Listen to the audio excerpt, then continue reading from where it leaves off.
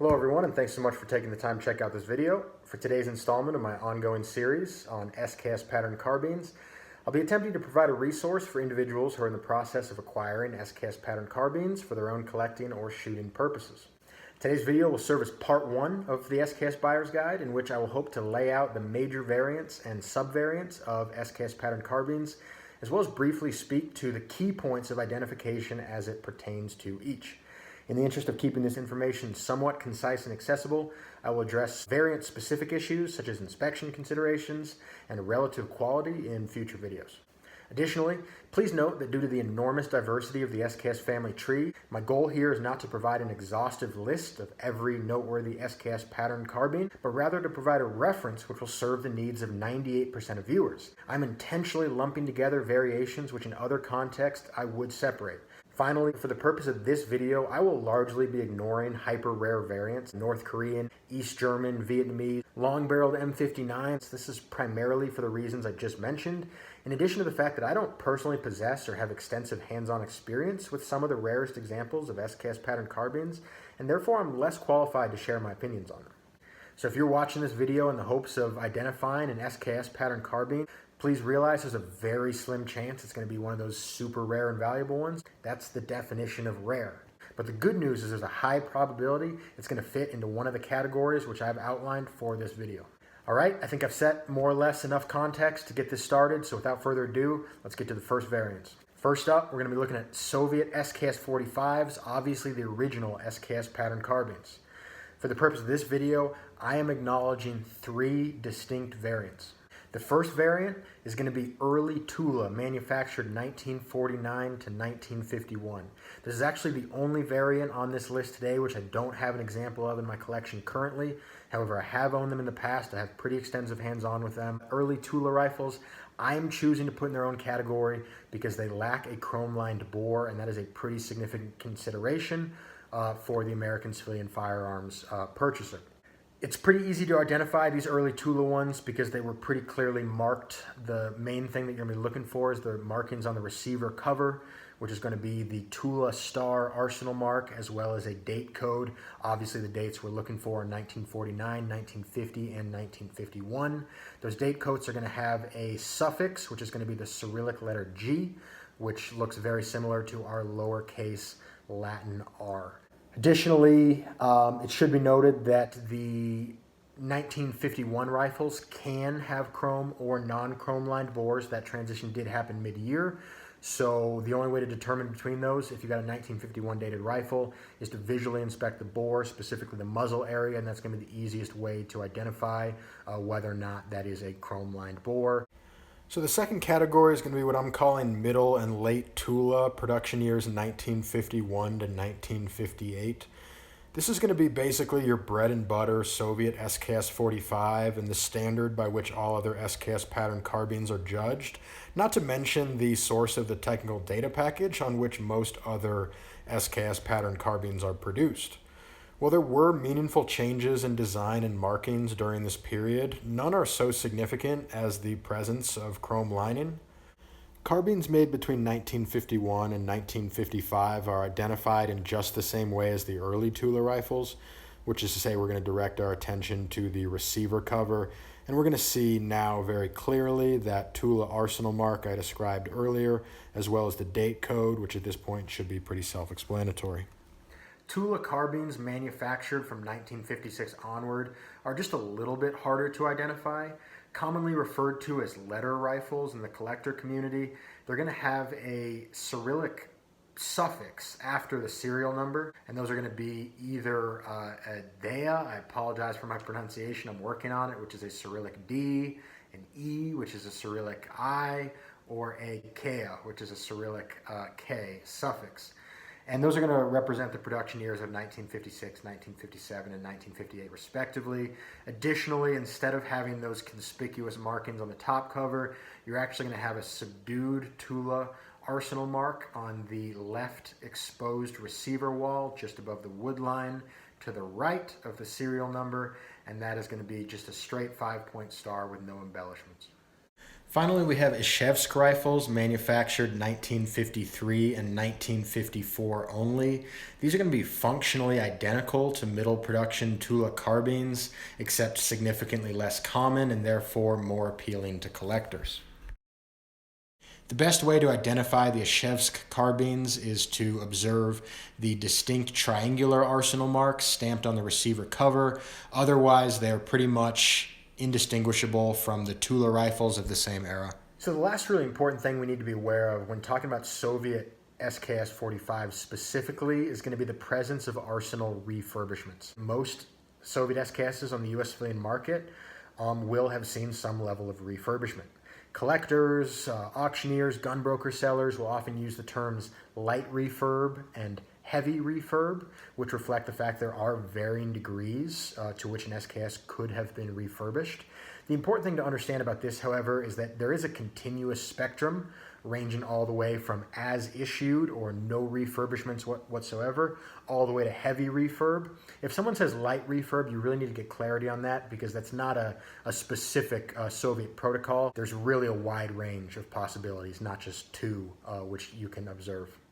One of the most obvious signs of arsenal refurbishment is going to be the presence of black high-temperature paint. That is what we can observe here on this refurbished rifle. It's particularly conspicuous on the bolt carrier, which is originally left in the white. Even if the bolt carrier group is still in the white, you will sometimes see refurbishment, and then it really comes down to just being able to determine the difference between blued steel, whether that be a fresh bluing, which has seen little wear, or more of a heavily worn bluing, which is what you see here, versus that very distinctly glossy painted surface. The next indication for arsenal refurbishment on Soviet SKS 45s is going to be the presence of a laminate stock. Laminate stocks are super easy to identify. Obviously, the stock above is laminate. We can see it's constructed of multiple layers of wood, which are pressed and glued together, versus the hardwood stock below, where this is just a single piece of hardwood. There are technically a few Soviet SKS 45s which were produced originally with laminate stocks, but it's a very small population, and as a overwhelmingly reliable rule of thumb, the presence of a laminate stock is indication of arsenal refurbishment. The final indication of arsenal refurbishment I can teach you to look for is the presence of the slashed square refurbishment mark. That mark always means that that part, and probably the rifle as a whole, has been refurbished. We can see it pressed into the stock there, and we can also see it stamped into the receiver. Let me try to get you better focus. Yeah, there we can see it clearly stamped into the receiver. Anytime you see that mark, that is indication that the weapon has been through arsenal refurbishment. All right, so we've knocked out the Soviet examples. Let's do an easier one and go to the Romanian M56 next. When dealing with Romanian M56 carbines, I'm not actually going to make any distinctions between the different iterations you might encounter. There were only 4 years of production, and generally speaking, they're basically all just perfect clones of the middle and late pattern Soviet examples. Romanian examples are best identified by observing the arrow and triangle Kujir arsenal mark on the exposed left sidewall of the receiver, clearly pictured here. Note that this arrow lacks fletching and is large compared to the arrows in some very similar arsenal marks. Also distinct on the Romanian rifles is the presence of a full 4-digit date code of manufacture following the serial number. Please note that in this image, just for my own privacy, the serial number is blacked out, but it is just to the left of that date code. So that's the M56. If we were going chronologically, we would jump over to China now. But due to the complexity of Chinese production, I'm actually going to save that one for last in this video, and instead we're going to jump over to Yugoslavian. As far as Yugoslavian SKS pattern carbines go, I'm going to be acknowledging two distinct variants. First, we have the M59. Exact production years on the M59 are unknown, or at least unknown to me, but it's fairly safe to assume that they were produced in the mid-1960s, although no later than 1966.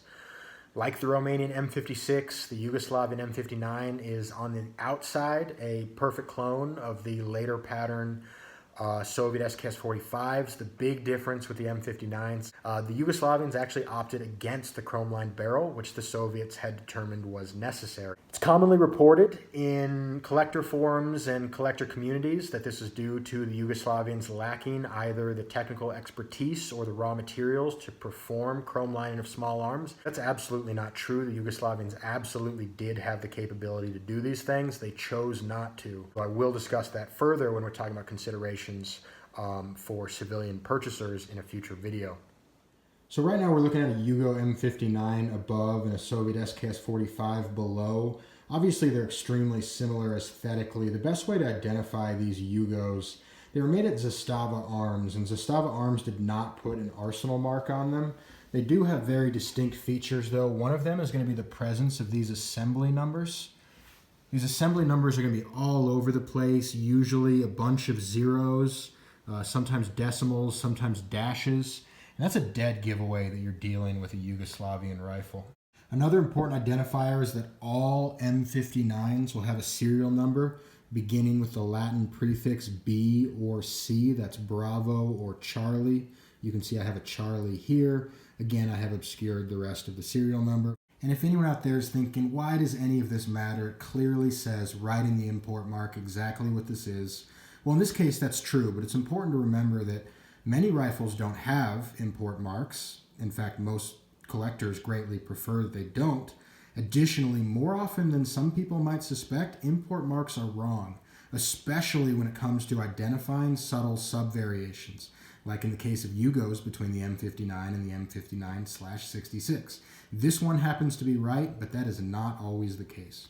The M59 is relatively rare, at least compared to the other variant of Yugoslavian carbine, which I'm going to be discussing, which is going to be the M59/66 series, which does include, for me, the M59/66A1. The 59/66 series saw production at Zastava between the years of 1976 and 1989, with Latin serial number prefixes ranging from D to Z, Delta to Zulu, and then recycling back to finished production with A, B, and C, respectively, for the final years of production, 87, 88, and 89. Because both the 59 and the 59/66 series do use the Bravo and Charlie serial number prefixes, there's theoretically a potential for confusion, but luckily that potential is all but negated by the fact that the 59/66 series is impossible to confuse with any other variant, the 59 included, due to its highly significant mechanical changes. The 59/66 is optimized for rifle grenade launching and includes a protruding 22mm grenade launching muzzle device, flip-up rifle grenade launching sights with a mechanically connected gas cutoff, and thick rubber butt pad. The overwhelming majority of 59/66 carbines are in fact M59/66A1 designated variants and include either phosphor or tritium night sights. Rifles with a prefix of D or E, Delta or Echo are the only technical M59/66s, although in practice, very few collectors actually seem to distinguish between the A1 and non-A1 variants. All right, a quick tour of features on the M59/66. This is an M59/66A1, which we know due to the presence of flip-up night sights. Those came in tritium and phosphor. This one is phosphor. At the muzzle, we see the 22mm rifle grenade capable muzzle device. These come in ported and non-ported. This one is ported. Moving rearward, we see the flip-up ladder grenade launching sight. This knob right here actuates, it goes in, allows that to fold up, and when that folds up, that will automatically cut off the gas. Rearward on the rifle, if we take the rear sight and we flip it forward, you will see we have our phosphor rear. And finally, we have our rubber butt pad. This will mitigate some of the recoil of launching rifle grenades. And we still have a functional butt trap. All right, with Yugos out of the way, let's move on to another easy one, which is going to be the Albanian 56-1. For the purpose of this video, the Albanian rifles are super straightforward, and the reason for that is they're extremely easy to identify, and I'm not going to be distinguishing between production years and variants between those production years. The 56-1 was produced at Gramsci Mechanical Plant from 1967 to 1978. So the Albanian carbines are extremely easy to identify. There's no other SKS pattern carbine that looks quite like them. The three most obvious features are going to be that extended handguard and forend, which you see there. You can see it pushes all the way to the gas block. The Albanians are the only ones who did that. The next feature is going to be that AK charging handle, or AK style charging handle, I should say, as opposed to the traditional knob SKS style charging handle. And then finally, we're going to get back here and we're going to see that we actually have two working buttstock traps and the obligatory crack, because that's a bad idea to put in a stock, compared to the standard configuration SKS, which has a single one. It's not pushing in right now because I actually have a kit in there. More subtle 56-1 features include distinct magazine geometry, a spike bayonet, which is 3/4 of an inch shorter than Chinese pattern spike bayonets, and the occasional presence of internal components that look like they've been carved out of scrap metal by prison inmates. All right, so with Albania out of the way, it's finally time to circle back to China and address the Type 56 carbine. As I previously mentioned, the Chinese carbines are more diverse and I argue actually more interesting than the rest of the world's SKS pattern carbine production combined.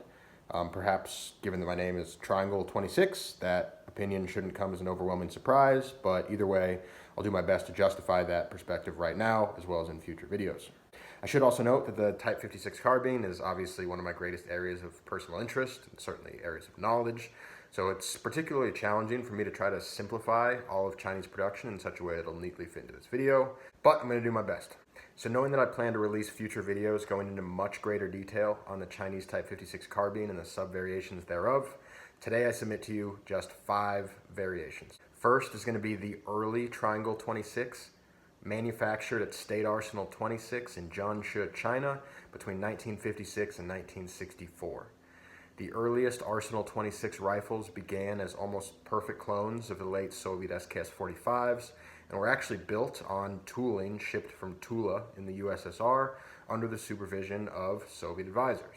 While Soviet influence faded over the next decade, the Chinese stayed overwhelmingly true to the basic Soviet design for the first 8 or 9 years of production, and that's the reason I've established the deadline for this variant at 1964. As their name would suggest, one of the first clues in identifying Triangle 26 carbines could be the presence of a Triangle 26 arsenal mark on the exposed left sidewall of the receiver, pictured here. The thing is, this mark was not actually present on rifles made in 1956 and part of 1957, however, and it remained present well after 1964, so it's not a great indicator for the 1956 to 1964 date range. Additionally, the 3 Chinese characters also visible here are designations for Type 56 carbine, and they didn't appear until 1961 and remained until the end of production in 1980. So again, they're not a great indicator for the 56 to 64 date range. When looking at early Triangle 26 carbines, we're generally going to be dealing with 7-digit serial numbers, beginning with 2, 3, 6, 7, 8, or 9, which correspond to the production years 1957, 1958, 1961, 1962, 1963, and 1964, respectively. But the year 1956, part of the year 1957, and the years 1959 and 1960 actually followed different serialization schemes. In the case of 56 and early 57, they're going to have a 6, 5, or 4-digit numerical serial number. And in the case of 59 and 60, they're going to have a 4-digit numerical serial number with an alphabetical prefix in a very European style. Now, this actually isn't all that complicated if we take the time to break it apart, but for the purpose of this video, we're going to ignore serials and look at 3 specific features to identify an early Triangle 26 carbine. First, we want to see a blade bayonet and corresponding bayonet cut in the stock. Second, we want to see a long barrel lug. And third, we want to look at the receiver markings and establish that it isn't one of the previously discussed non-Chinese variants. If it isn't Soviet, Romanian, or Yugoslavian, there's an overwhelming chance that it's going to be an early Triangle 26 carbine. All right, a quick tour of features on the early Triangle 26 Type 56 carbines. Up top is going to be a Tula SKS 45. For comparison, we can see that overall the weapons are very similar in terms of dimensions and features. The middle rifle is going to be a first year production 1956 Type 56 carbine, and then the bottom rifle is going to be a 1959 Type 56 carbine. The main features we're looking for here are going to be the presence of that blade bayonet with the corresponding stock cut. Additionally, we're looking for that full length or long barrel lug, which is just what we see. So the second variant is going to be late Triangle 26, manufactured at State Arsenal 26 in Jiangsu, China between 1964 and 1980. These carbines are going to be much easier to identify than the early ones, and we really only need two criteria to do so. First, we're going to look for the Triangle 26 Arsenal mark on the exposed left sidewall of the receiver. Unlike the early Triangle 26 rifles, this marking should be present on all of them. And then second, we're going to be looking for that spike bayonet and corresponding bayonet cut, as well as a short barrel lug. If we see that combination of features, that will serve as positive identification of late Arsenal 26 production. All right, a quick tour of features on the late Triangle 26 Type 56 carbines. On the top we have a 1965, in the middle we have a 1967, and on the bottom we have a 1979 production example. The main things we're looking for here are going to be the presence of the spike bayonet along with the corresponding stock cut. That is as opposed to a blade cut. The stock cut is distinctly different. The other main feature we're looking for here is going to be that short barrel lug. That is as opposed to a long full-length barrel lug. Please note there is still tremendous change which occurs during 1964 and 1980, ranging from the deletion of lightning cuts, the introduction of stamped parts, and finally the recontouring of some controls and the addition of a bakelite or composite handguard all the way in 1978. Additionally, we could go over the serialization schemes for this whole range of production, but I'll save that for the Chinese specific video. So with that said, we're going to be calling it for Arsenal 26 production, just breaking it up into two variations, early and late. Probably sound like a broken record at this point, but we glossed over a lot just now. Arsenal 26 produced more SKS pattern carbines than any other factory on the planet, and that should be noted. But again, we're going to talk about that in future videos. For now though, let's move on to the third variant. So the third sub-variant is going to be a non-26 Type 56 carbine, which are going to be the Chinese military production Type 56 carbines manufactured at places other than State Arsenal 26 in Jiangsu. To make a long story short, this production seemed to begin in the early 1970s and is extremely chaotic to try to understand. Over 100 distinct arsenal marks have been identified on carbines, which I would include in this category, and virtually every combination of Type 56 carbine features imaginable can be found. There's no measurable criteria that I can come up with, not in a meaningful way anyway, for these non-26 Type 56 carbines, other than the fact that they're going to be marked with the 3-character Chinese Type 56 carbine marking, which implies they have military acceptance or have been built to military specifications, and they have an arsenal mark other than Triangle 26. If a carbine meets those criteria I just laid out, then it's in this category, and there isn't much more I can say about it. It's a pretty wild and diverse category. So here we're looking at a 1973 produced carbine manufactured at State Arsenal 16 or Triangle 016. I'll show you that arsenal mark now. And this carbine has a pretty unique combination of features, including a milled trigger guard, pinned barrel, and deleted lightning cuts throughout. So it's not representative of the category, but it fits snugly inside of it. So with that out of the way, the fourth variant I'm going to be addressing is going to be a commercial conventional carbine. So these carbines were produced rather late, probably beginning in the mid-1980s, and were produced explicitly for export to foreign markets, as opposed to produced with the intent of possibly using within the Chinese military or police forces. These rifles may be built from new or sanitized surplus parts, so therefore you may see strange combination of features. So there's a possibility for difficulty distinguishing between this commercial conventional category and the non-26 Type 56 carbines. The main difference is going to be in terms of the receiver markings, generally speaking, as commercial conventional carbines will usually not bear Chinese military markings. In fact, they'll oftentimes have these scraped off or sanitized. Specifically, the 3-character Type 56 carbine mark will often be absent, as will an arsenal mark. There are absolutely exceptions to this rule, but that's going to be the general rule for the purpose of this video. So here we're looking at a commercial conventional carbine. This one was produced in 1988. And well, if you were handling this with your eyes closed, you really wouldn't likely be able to tell the difference between this and a non-26 or even a late 26 carbine. The main things that separate this is that a lot of the parts are sanitized military parts, which is to say they've had their original serial numbers removed and stamped over with new matching serial numbers. Some of these parts are brand new and some of them are refurbished. But most importantly, there is no arsenal mark on this carbine. There is no Chinese characters of any kind on this carbine. Only a 1988 date code and a serial number, and that lets us know it was made for the US or Australian market. So the final Chinese variant I'm going to be addressing in this video is going to be commercial unconventional.